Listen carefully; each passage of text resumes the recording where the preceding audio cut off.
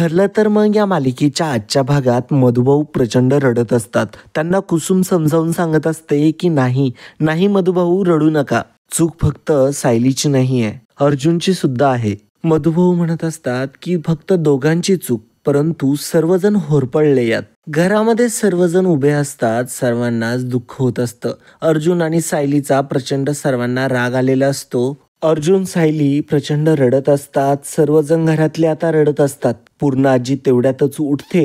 पूर्ण आजीला प्रचंड अर्जुनचा राग आलेला असतो आणि सायलीचा त्याहून जास्त. पूर्ण आजी समोर आल्यावरती मात्र अर्जुन खाली मान घालतो. तेव्हा मात्र पूर्ण आजी अर्जुनला म्हणत असते की वर बघ, नजरा काय चुकवतोयस? नजर वर करून बघितलं तर आईचे अश्रू दिसतील म्हणून, की बापाच्या नजरेतली शरम दिसेल म्हणून, की आजीच्या चेहऱ्यावरलं दुःख दिसेल म्हणून. आता मात्र पूर्ण आजी प्रचंड रडत रडत हे सगळं बोलत असते. पूर्ण आजी म्हणत असते की ज्या घरात असे हे अश्रूंचे पाट वाहतात ना, ते घर असंच उद्ध्वस्त होत असतं. आणि तू आणि तुझ्या खोट्या बायकोने मिळून तेच केलंय अर्जुन. आता मात्र हे बोलताना पूर्ण आजी प्रचंड रडत असते. अर्जुन सायली मात्र काहीही एक शब्दही बोलत नसतात. त्यांनाच काय बोलावं काहीही कळत नसतं. प्रियाने आता घरामध्ये चांगलाच प्रचंड मोठा बॉम्ब फोडलेला असतो. अर्जुन सायलीकडे मात्र सगळ्यांच्या नजरा ह्या रागाने आणि दुःखाने भरलेल्या असतात. परंतु प्रिया मात्र हसत असते. प्रियाला मात्र प्रचंड आनंद होत असतो, कारण की आता मात्र तिचं मिशन फत्ते झालेलं असतं. आता मात्र प्रियाने ते करून दाखवलेलं असतं जे की तिला कधीही करता आलेलं नसतं. विसरलात? अहो, लाईकचं बटन दाबायला विसरलात.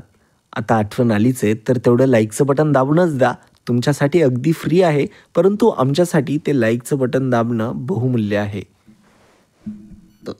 पूर्ण आजी म्हणत असेल, तुला आठवत असेल नसेल, परंतु मी तुझ्याकडून एक वचन घेतलं होतं की तू हे घर सोडून कधीही कुठेही जायचं नाही. तेव्हा मात्र आता सायलीला तो क्षण आठवू लागतो. तेव्हा सायलीने एक गोष्ट बोललेली असते की मी तुम्हाला सर्वांना एक वचन देते की मी हे घर सोडून कधीही कुठेही जाणार नाही, तुमच्या सगळ्यांची काळजी घेईल आणि तुम्हाला सगळ्यांना सुखात ठेवील. तेव्हा मात्र आता सायली म्हणत असते की हो पूर्ण आजी, मला आठवतंय ना, खूप मनापासून दिलं होतं मी ते तुम्हाला वचन. परंतु पूर्ण आजी म्हणते की मी तुला त्या वचनातून आज पूर्णपणे मुक्त करते. कारण की जिथे नातं नाही तिथे कसली आली आहेत वचनं आणि कसल्या आल्यात शब्दा, असं आता पूर्ण आजीने खूपच रागाने सायलीला हे वाक्य बोललेलं असतं. पूर्ण आजी म्हणलेली असते की आता या पुढचं आयुष्य तू तुझी स्वतंत्रपणे जगायला मोकळी आहेस.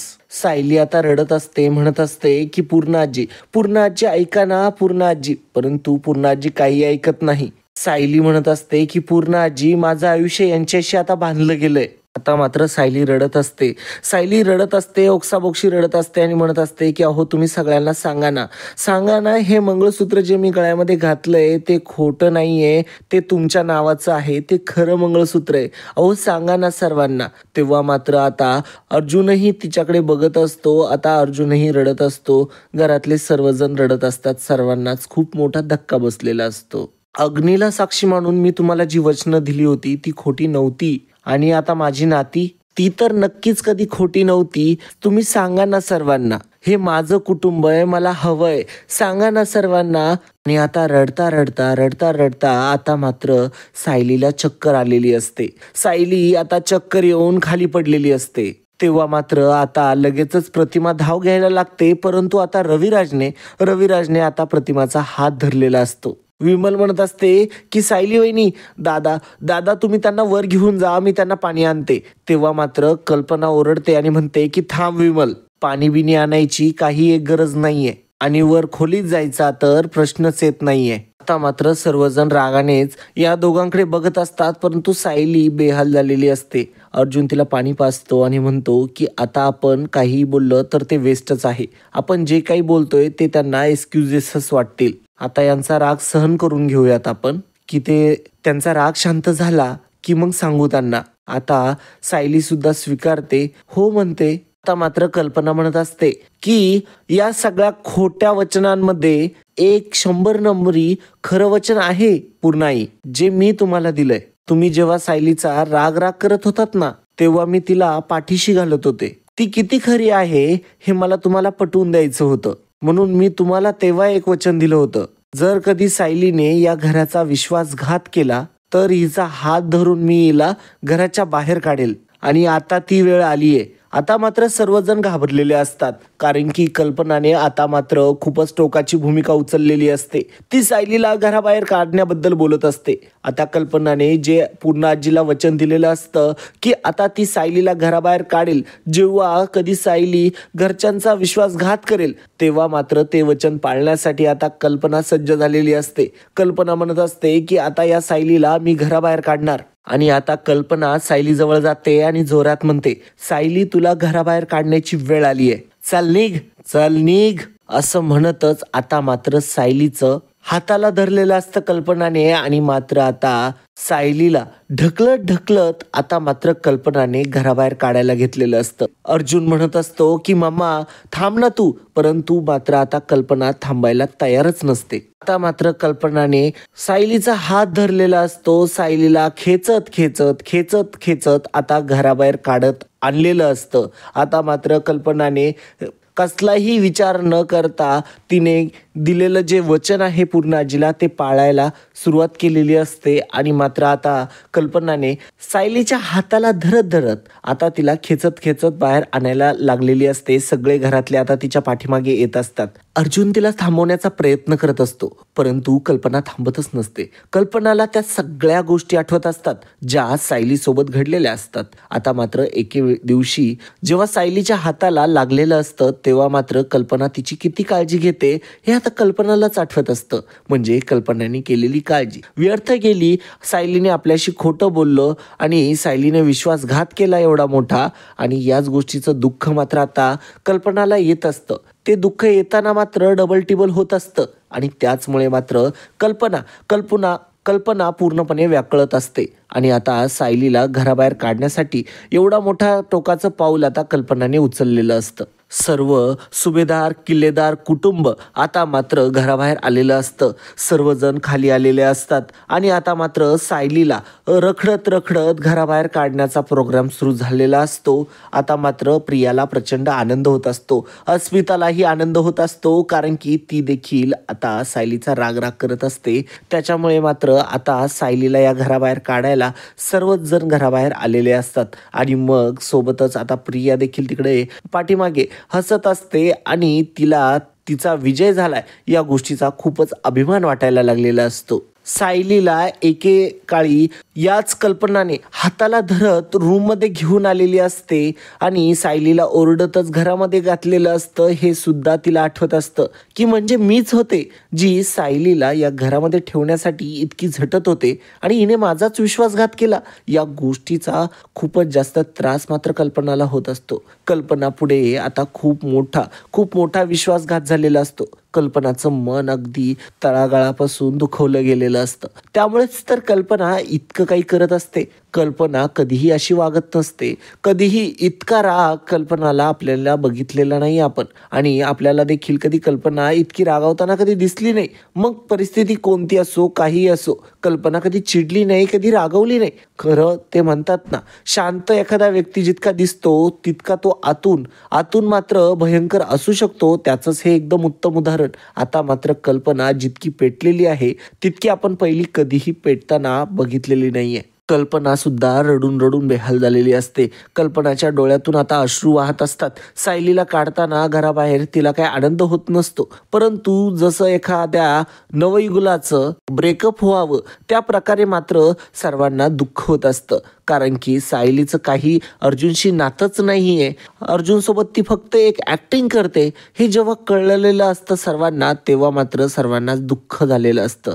सायली जे आपल्याशी वागली ते फक्त एक कॉन्ट्रॅक्ट होतं, ते एक फक्त काम होतं तिचं, हे जेव्हा सर्वांना समजतं तेव्हा मात्र सर्वांनाच खूप जास्त वाईट वाटलेलं असतं. त्याचमुळे आता सर्वजण सायलीचा इतका राग करत असतात. आणि आता सायलीला हाताला धरून कल्पनाने घराबाहेर काढलेलं असतं. प्रतिमा थांबवण्याचा प्रयत्न करत असते कल्पनाला, परंतु कल्पना तिचंही जुमानत नाही. परंतु आता मात्र पूर्णाजीला सुद्धा आणि कल्पनाला सुद्धा एक गोष्ट आठवत असते. जेव्हा मात्र पूर्णाजी सायलीवरती पूर्णपणे रुसलेली असते त्या टायमिंगला कल्पनाला पूर्णाजीने निरोप दिलेला असतो, कल्पना वरती जा, सायलीला खाली बोलव. कल्पना अगदी धावत वेडीपिसी होत सायलीकडे आलेली असते आणि खूप आनंदाने सांगितलेलं असतं सायलीला, सायली तू खाली चल, पूर्ण आजीने तुला बोलवलंय. असं जेव्हा आता पूर्ण आजीने कल्पनाला सांगितलेलं असतं तेव्हा मात्र कल्पनाने इतक्या आनंदाने इतक्या प्रेमाने मात्र सायलीला खाली नेलेलं असतं. ते क्षण आता तिला आठवत असतात. कल्पनाला तेही आठवत असतं जेव्हा सायली म्हणालेली असते की माझे देव, माझे आईबाप कुठे आहेत माहीत नाही मला, परंतु माझ्यावरती भरभरून प्रेम करणारी यशोदा माता तुम्ही आहात. असं म्हणूनच सायलीने कल्पनाला जी मिठी मारलेली असते ते आता कल्पनाला आठवत असतं. आणि हे सगळं आठवत आता मात्र कल्पनाला दुःखच होत असतं. कल्पनाला थांबवण्याचा प्रयत्न आता अर्जुन करत असतो. म्हणत असतो की मम्मा अगं थांब, मम्मा अगं माझं ऐकून घे, अगं मी काय म्हणतोय. परंतु आता मात्र कल्पना तिच्याच विचारांमध्ये मग्न असते. कल्पना एकही शब्द ऐकायला तयार नसते. कल्पनाला काही ऐकू येत नसतं. कल्पनाला फक्त आणि फक्त जुने प्रसंग आठवत असतात जिथे सायलीसाठी कल्पनाने इतका मोठा स्टँड घेतलेला असतो. ते सर्व काही आता कल्पनाला आठवू लागतं. आणि या सायलीने आपल्याला काय दिलं तर आपल्याला धोका दिला असं आता मात्र कल्पनाला वाटत असतं. आता मात्र गेटपर्यंत कल्पना आलेली असते आणि कल्पनाला अजून एक गोष्ट आठवलेली असते की कशा प्रकारे सायली कल्पनाच्या कुशीत शिरायची आणि मायेने कल्पना तिच्या डोक्यावरून हात फिरवायची. या सगळ्या गोष्टी आता कल्पनाला आठवलेल्या असतात. परंतु गेटपाशी येताच आता मात्र निघ म्हणत आता मात्र सायलीला कल्पनाने खाली ढकलून दिलेलं असतं. सायली आता डायरेक्टली रस्त्यावरती पडलेली असते आणि सायलीला आता जोरदार धक्का दिलेला असतो. सायली जेव्हा धुळीत पडलेली असते तेव्हा मात्र कुसुम तिला बघण्यासाठी चाललेली असते, परंतु मधुभाऊंनी तिला रोखलेलं असतं. मधुभाऊ सुद्धा आता सायलीवरती प्रचंड नाराज असतात. आता मात्र अर्जुन एकटाच असतो जो सायली जवळ येतो. आता मात्र सायली ही रस्त्यावरती आलेली असते. सायली आता पूर्णपणे बेहाल झालेली असते. तिला खूप जास्त वाईट वाटत असतं.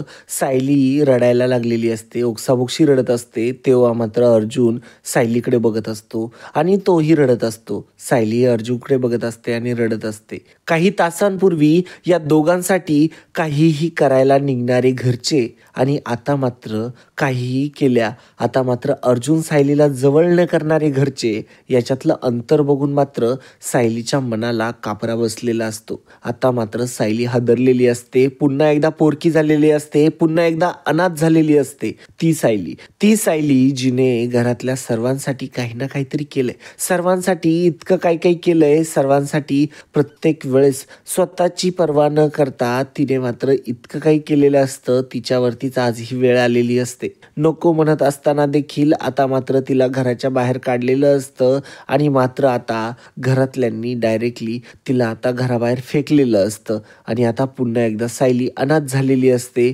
सर्वजण मात्र आता सायलीकडे बघत असतात. एकाच वेळेस दुःख आणि एकाच वेळेस राग, या दोन्ही गोष्टी आता सर्वांच्या मनात असतात. आता सायली ही प्रचंड रडत असते. अर्जुनही प्रचंड रडत असतो. तेव्हा मात्र आता अर्जुन मोठ्याने म्हणतो, नाही मामा, सायली कुठेही जाणार नाही. हे तिचं घर आहे आणि ती इथेच राहणार. आता मात्र सर्वजण शांतच असतात. अर्जुन सायलीकडेच बघत असतात. अर्जुन म्हणत असतो की आणि जर ही घर सोडून जाणार असेल ना तर मीही या घरामध्ये राहणार नाही. अर्जुन म्हणत असतो की चूक माझी पण होती. आणि असं म्हणतच आता मात्र तो सगळ्यांकडे बघत असतो. सगळे मात्र खूप शॉक पद्धतीने आता मात्र अर्जुन आणि सायलीकडे बघत असतात. आणि आता मात्र अर्जुन म्हणत असतो की चूक माझी पण होती ना, मग मी पण आता घराबाहेर जाणार. अर्जुन म्हणत असतो की चला मिसेस सायली, ज्या घरात तुम्हाला जागा नाही ना तर त्या घरात मी सुद्धा राहू शकत नाही. आता मात्र सायलीने अर्जुनचा हात हातातून काढून घेतलेला असतो आणि आता मात्र सायली म्हणत असते की अर्जुन सर, नाही, तुम्ही इथून कुठेही जाणार नाही. मी काय हो, मी तर माप ओलांडून आले होते या घरात. तुमचा तर जन्म झाला इथे, श्वास आहात तुम्ही या घराचा. आधीच मनस्ताप दिलाय तुम्ही या सगळ्यांना. आता तुम्ही माझ्या बरोबरती येऊन आता आणखीन दुःख देणार आहात का? तेव्हा मात्र अर्जुन म्हणत असतो की म्हणजे, तेव्हा मात्र सायली म्हणत असते की म्हणजे तुमची या घराला गरज आहे आणि आपल्या गुन्ह्याची शिक्षा आता आपल्याला भोगावी लागणारच आहे.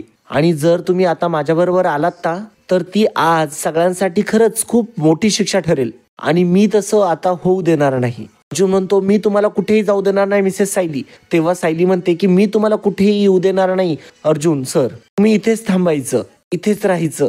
माझ्या आईबाबांची आणि पूर्ण आजीची काळजी घ्यायची. तेव्हा मात्र आता अर्जुन काही ऐकायला तयार नसतो. मग आता सायली म्हणते की तुम्हाला शपथ आहे माझी. आता असं म्हटल्यानंतर मात्र आता अर्जुनकडेही आता कोणताही पर्याय उरलेला नसतो. आता मात्र अगदी खूप रडवेली होऊन सायली म्हणत असते की तुम्हाला शपथ आहे माझी, शपथ आहे. आता मात्र अशा वेळी आता मात्र सायलीने स्वतःवरती सगळं काही ओढून घेतलेलं असतं, स्वतःवरती सगळा दोष लावून घेतलेला असतो आणि मात्र आता अर्जुनला ती सेफ काढण्याचा प्रयत्न करत असते. अर्जुनला म्हणत असते की तुम्हाला या घराची गरज आहे आणि या घरातल्यांना सुद्धा तुमची गरज आहे.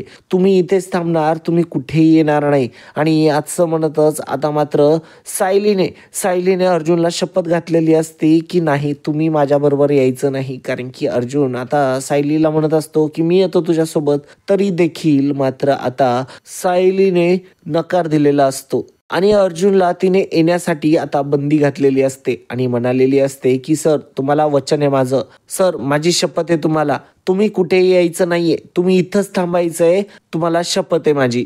असं म्हटल्यानंतर आता मात्र अर्जुनचंही काही चालेनासं झालेलं असतं. आता मात्र सायली पुन्हा एकदा घरातल्यांसमोर आलेली असते. सर्वांसमोर तिने हात जोडलेले असतात आणि ती म्हणत असते की जर माझ्या भावना खऱ्या असतील, जर माझी नाती खरी असतील, तर तुम्ही सगळे मला कधी ना कधीतरी माफ कराल.